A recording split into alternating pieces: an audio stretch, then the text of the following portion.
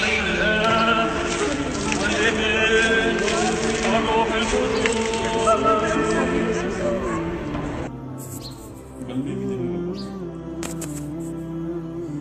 الله أكبر الله أكبر الله أكبر الله أكبر. أشهد أن لا إله إلا الله أشهد أن لا إله إلا الله أشهد أن محمد رسول الله أشهد أن زار شم د خپل دین اسلام نه دا ویډیو تاسو وکتل کنه د مور د ګیډ نه والا تر د قبر چې تور خاوري ما باندې راواړی کنه د هغه ټیمه پورې دومره عزت را کړې دومره عزت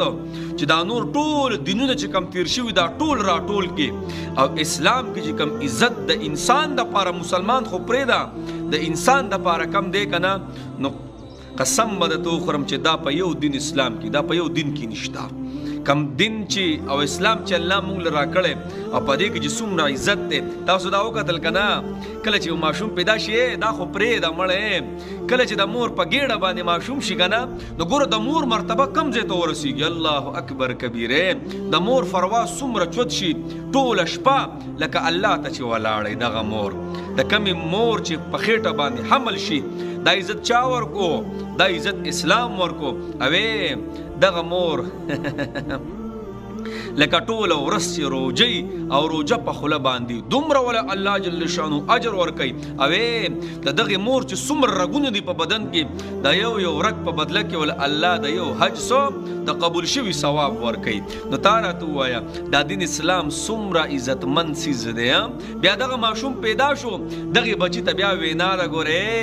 دا مور او پلار ستا څه دي دا ستا جنت هم دی او هم ستا جهنم دی او دا پرېږده زما اسلام ماشوم له څومره عزت ورکړی زما محمد رسول الله صلی الله علیه وسلم فرمایي ای خلکو ګوره کم کس چې د مشرانو عزت نه کوي او د علماو قدر نه کوي او په کشرانو باندې الله اکبر مین خبره مې دا ده په کشرانو باندې شفقت نه کوي ګوره یاد وساتئ هغه ګوره زمونږ نه دی ښه په کشرانو باندې څوک چې د چا سره محبت نه کوي نو د هغه په زړه کې څه د هغه په زړه کې اړو رحم شته نه او د چا په زړه کې چې رحم نه وي که نه نو زر ده چې دا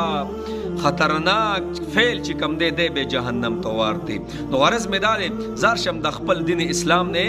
هر کله چې نوجوان شي ګوره چې ای اولادا خو پرېږده چې ماشوم مړ شو ماشوم مړ شو نو مور او پلار ته څه وایي هغه فرشتو ته الله جل شانو فرمایي چې کله یو ماشوم روح قبض کې ولاړ شي نو الله جل شانو دغه فرشتو ته فرمایي څه ورته وایي زما د انسان د بدن د زړه هغه ټوکړه م راوشلوله رامړه ای الله رامړه سیوي بس حمد او ثنا یې بیانول وایي تاسو ګواه شئ د دې بچو په بدله کې چې غم مې پرې راوست د دې بچو په بدله کې مولا جنت کې لوی مقام ورکو ښه نو دا عزت چا درکو دا اسلام ماله راکو ښه اوې هر کله چې نوجوان شي نو در جوانی توبه کرداشي وایي پیغمبري په ځوانۍ کې عبادت دا د پیغمبرانو کار دی او د ځوانۍ یوه سجده دا ډېره لویه مرتبه لري جناب دا عزت چا ورکو دی انسان مسلمان لا دام دین اسلام ورکو هر کله چې زه مړ شم چې زه مړ شم او زما جنازه یوسي نو زما په جنازه کې چې څوک شریک شي که نه نو یو قیرت ثواب ورته میلاویږي او که یو کس راسره لاړی هدیرې ته اول ته ما کپن دپن هر څه خاور را باندې راچي اول ته راسره ایثار شو که نه نو 2 قیرته ثواب الله جل شانه ورکوي او د یو قیرت د احد د غر په برابر دومره اجر او ثواب به الله زما په عملنامه کې لیکي دغلته هم خبره ختمه نه شوه قبر د پاسه به خپې هم ناړې قبر سیټ ته به لاړې هم نه توکي د قبر ځای کې به تشې ډکې متیازې هم نه کې ښه دومره عزت یې موتعالی راکړو قبر ته به ډډه هم نه وې زما اسلام وایي چې یو مسلمان یو انسان څنګه چې په جمدانه باندې عزتمند دی او قدردانه دی دغه شان د مرګ نه پس هم څه دی عزتمند دی قدردانه دی عزت پې کې نو دا دا ټول عزتونه چا راکړه ګور زه تاسو ته خبره کوم عیسی علیه السلام چې کله لاړی که نه اسمان ته وخېد بره نو 100 کاله پس د عیسی علیه السلام دین مکمل بګړاو شو مکمل بګړاو شو او نوی نوی کتابونه پکې راووتل چا به عیسی علیه السلام ما ته آواز کړی نه اعوذ بالله چا ما ته خوب کې ویلی دي چا ما ته بلار کې راغلی دا کتاب راکړی ناشنا کتابونه ولیکلی شو او ناشنا خبرې وشوې 100 کاله پس زما د دین اسلام زما د محمد رسول الله صلی الله علیه وسلم 1443 سال شو چې تللی دی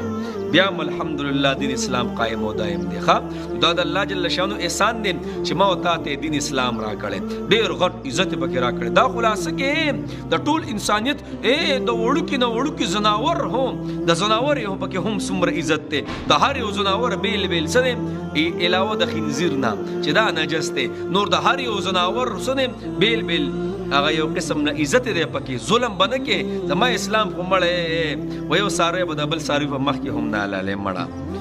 مړه ویو وی په اختر کې به د دې څاروي مخې ته دا چاړه نه ده چاړه به هم نه تېره کې نو به زه شم د دین اسلام نه جي الله دې به زموږ اخره خاتمه قایم او دایم وساتي